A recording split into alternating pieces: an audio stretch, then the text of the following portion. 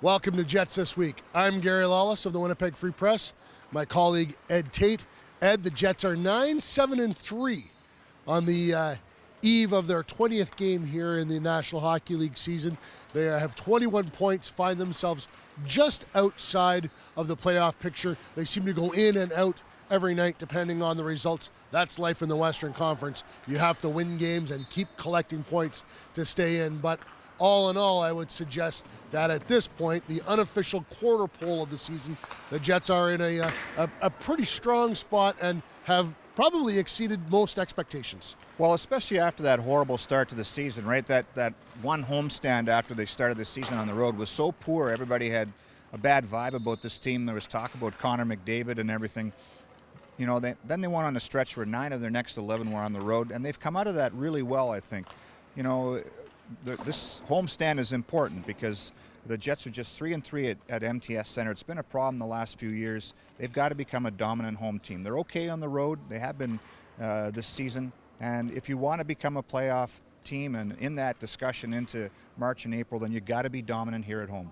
All right, let's have a little fun. We'll call this the buzzer round, and I'll ask you a question, and you give me a quick answer, and then I'll give one as well.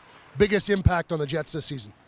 I think just the buy-in on Paul Maurice's defensive system. You know, their goals against has dropped dramatically. Ondrej Pavelec came to the season into training camp in better shape, and we're seeing the dividends of that buy-in.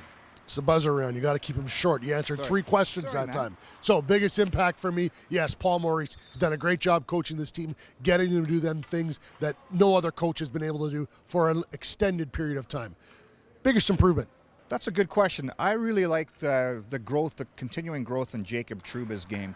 Look, I mean, there's going to be dips and valleys, but we all wanted to see him from what he did last year, find some more consistency. I think we're seeing that.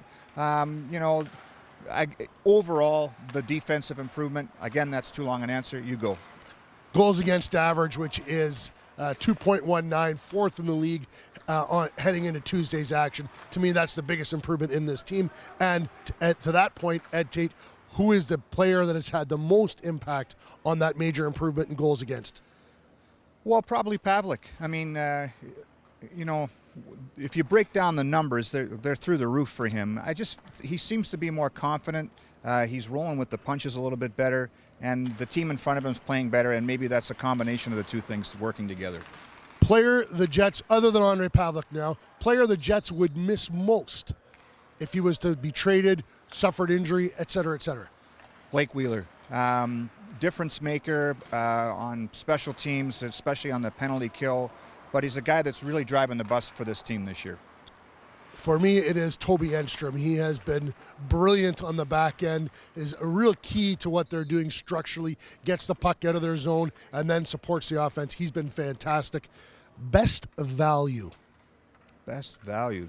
Man, you put me on the spot here. I'll go first. Okay. Brian Little, salary of $4 million and a cap hit of 4.7. One of the most underrated players in the NHL. And you know that answer because you did a great spread of the Free Press on this. Yeah, I would say him too. Just for variety, I'll say Michael Frolik. And as a guy whose contract's coming up after this year too, you know, his offensive numbers aren't there yet this year, but he's a guy has the same performance night in, night out. Very valuable on both ends of the ice. To me, he's the best value. Toughest guy in the stands right now? Ken Danico, former Devils stalwart defenseman and really a hard rock guy when he played. Okay, yeah, you're right. All right. Rookie of the year. Well, I mean, who's a candidate? It's probably Michael Hutchison. The numbers he's put up are real good. Adam Lowry, you could make a case for too. I guess it will depend on whether Michael Hutchinson was his answer, and I will take Adam Lowry. It's the buzzer round, and you know what? Bzz, the buzzer has gone. That's Jets This Week. I'm Gary Lawless, and that is the irascible Ed Tait this morning. Yeah, whatever. Thanks a lot.